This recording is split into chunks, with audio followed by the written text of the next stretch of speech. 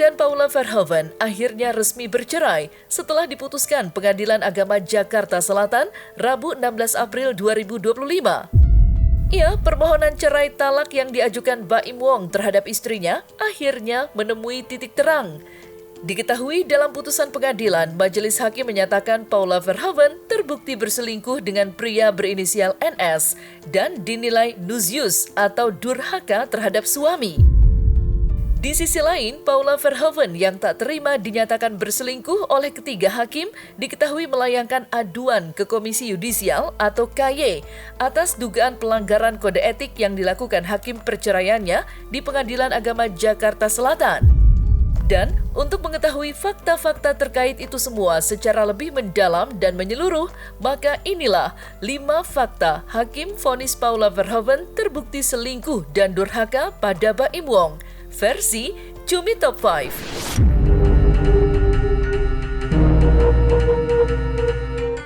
Pengadilan Agama Jakarta Selatan mengabulkan gugatan cerai yang diajukan oleh Baim Wong terhadap istrinya Paula Verhoeven. Berdasarkan informasi yang disampaikan melalui Haji Suryana, selaku Humas Pengadilan Agama Jakarta Selatan, Majelis Hakim telah mempertimbangkan dalil-dalil yang disampaikan selama proses persidangan. Dan dalam putusan cerai talak tersebut, Hakim menyatakan Paula Verhoeven terbukti berselingkuh dengan pria berinisial NS, sesuai dengan bukti yang disampaikan Baim Wong, serta menilai Paula Verhoeven nusyus atau durhaka terhadap suami lantaran telah berkhianat. Lantas, seperti apa amar putusan cerai Baim Wong dan Paula Verhoeven? Dan dalam proses persidangan, ternyata dalil-dalil yang disampaikan oleh pemohon tentang adanya perselisihan dan pertengkaran dalam rumah tangga pemohon dan termohon itu dinyatakan oleh Majelis Hakim terbukti. Maka dengan demikian gugatannya atau permohonan pemohon itu dikabulkan. Tentang adanya pihak ketiga, ya, juga di dalam persidangan Majelis Hakim juga menyatakan itu terbukti. Sehingga dengan adanya pihak ketiga yang kita tahu di media, kami tidak bisa menyebutkan nama aslinya karena ini kan perkara belum inkrah ya. Jadi yang inisial NS itu Majelis Hakim menyatakan itu terbukti, sehingga dengan terbuktinya adanya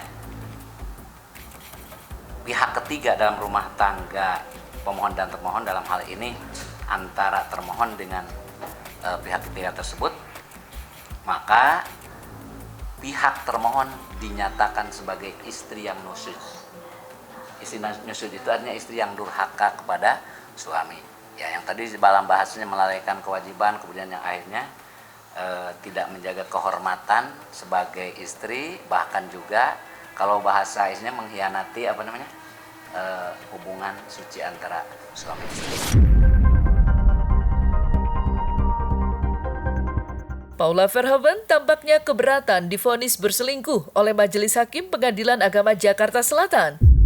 Ia, usai memberikan bantahan soal dirinya berselingkuh, Paula Verhoeven pun mengadu ke Komisi Yudisial atau KY karena merasa dirugikan, serta menilai terdapat dugaan pelanggaran kode etik dan pedoman perilaku hakim yang dilakukan Majelis Hakim yang menangani perceraiannya dengan Baim Wong.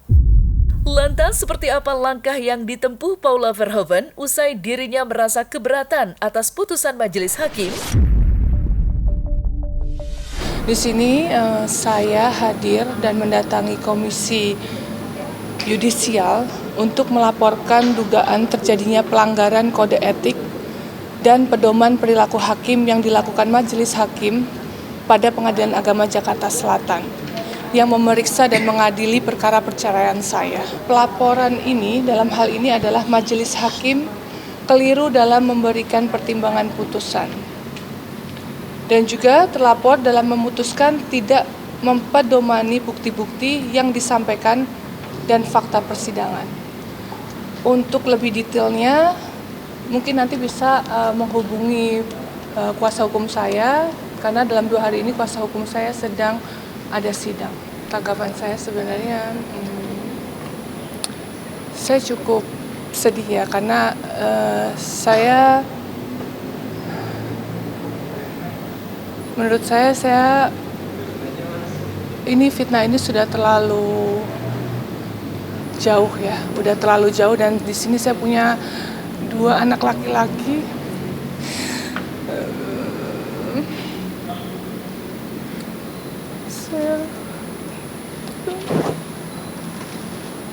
Saya punya 2 anak laki-laki yang saya selalu jaga mentalnya. Mereka akan tumbuh besar melihat pemberitaan ini yang cukup masif. Jadi buat saya melakukan ini demi anak-anak saya dan kedua orang tua saya. Pihak Baim Wong baru-baru ini memberikan respon terkait apa yang dilakukan oleh Paula Verhoeven. Ya, menurut kuasa hukum Baim Wong, Fahmi Bahmid, Komisi Yudisial atau KY tidak memiliki wewenang untuk memeriksa dan mengadili soal fakta-fakta persidangan yang dipermasalahkan oleh Paula Verhoeven. Sehingga Fahmi Bahmid menilai langkah Paula Verhoeven itu tidak tepat atau salah alamat jika dirinya mengadukan soal fakta-fakta di persidangan ke Komisi Yudisial. Lantas, seperti apa tanggapan lengkap Fahmi Bahmid atas langkah yang dilakukan oleh Paula Verhoeven? Saya pikir itu hak orang untuk mengadu kemana saja, silakan. Tidak ada yang melarang mau mengadu ke mana, sepanjang itu lembaganya masih berada di wilayah Republik Indonesia, silakan. Tapi persoalannya, jika yang dipersoalkan adalah fakta-fakta yang terungkap di persidangan, bukan tempatnya Komisi Yudisial untuk memeriksa dan mengadili persoalan terkait dengan fakta-fakta yang terungkap di persidangan dan penilaian terhadap bukti-bukti yang diajukan para pihak. Jadi, tidak pada tempatnya dan tidak tepat mempersoalkan penilaian daripada majelis hakim atas bukti-bukti yang kami ajukan. Buktinya itu ada 86 bukti tertulis, ada 9 saksi, ya, dan ada 3 ahli, seperti itu. Jadi dengan bukti yang cukup banyak, dengan fakta-fakta persidangan yang cukup telak, hakim mempunyai penilaian berdasarkan bukti yang ada, maka ditemukan adanya fakta bahwa termohon telah melakukan perselingkuhan dan dikategorikan sebagai istri yang nujus atau istri yang durhaka kepada suami. Paula Verhoeven secara tegas membantah perselingkuhan yang ditudingkan oleh mantan suaminya, Baim Wong. Ya, meski majelis hakim telah menyatakan perselingkuhan itu terbukti, Paula Verhoeven masih tetap yakin dengan keyakinannya sendiri dan akan membuktikan tudingan selingkuh itu tidak benar. Lantas, seperti apa pembuktian yang akan dilakukan oleh Paula Verhoeven?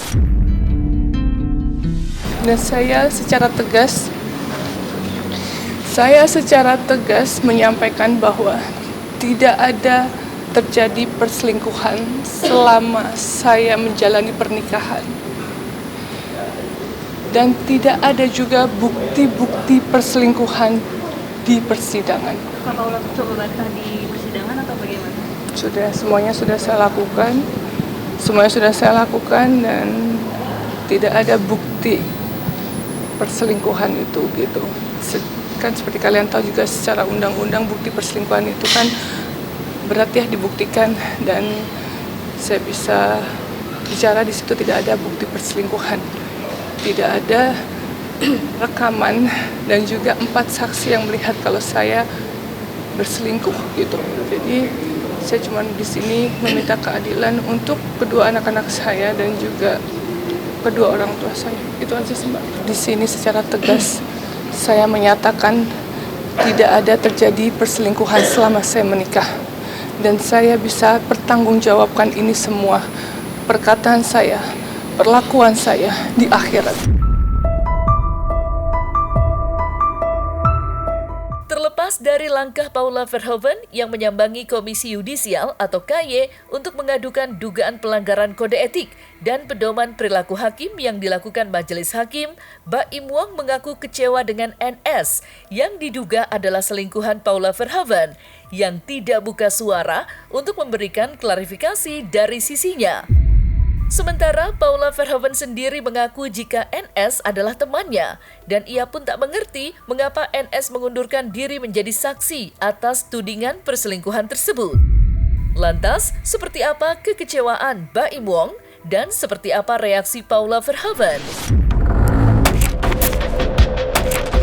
Ini sebenarnya bukan sepenuhnya salahnya. Ada satu orang yang harus menjelaskan kejadian ini. Itu adalah teman saya. Setahun saya menunggu dia untuk menjelaskan kepada saya. Balik lagi nih, kita semua bukan orang yang sempurna, penuh banget dengan kesalahan. Saya hanya perlu jelaskan apa yang terjadi. Karena saya selama ini, saya sama-sama dia tuh, saya menurut dia tuh teman terbaik saya. Ketika terjadi seperti ini, saya hanya perlu jelaskan, itu aja.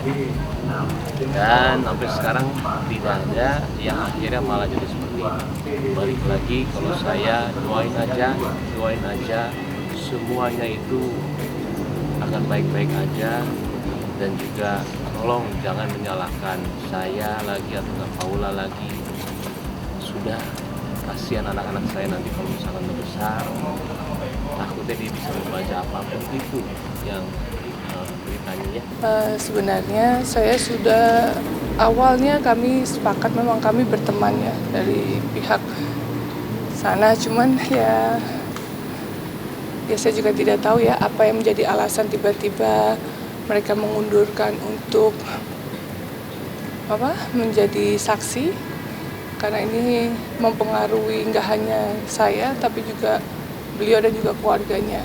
Ya, saya terus dalam kasus perceraian ini saya banyak banget belajar untuk kita tidak bisa bergantung pada manusia. Insya Allah saya sebagai manusia saya belajar lebih baik gitu. Tapi yang saya tetap di sini adalah saya sudah berusaha, tapi tetap hasilnya saya serahkan ke Allah.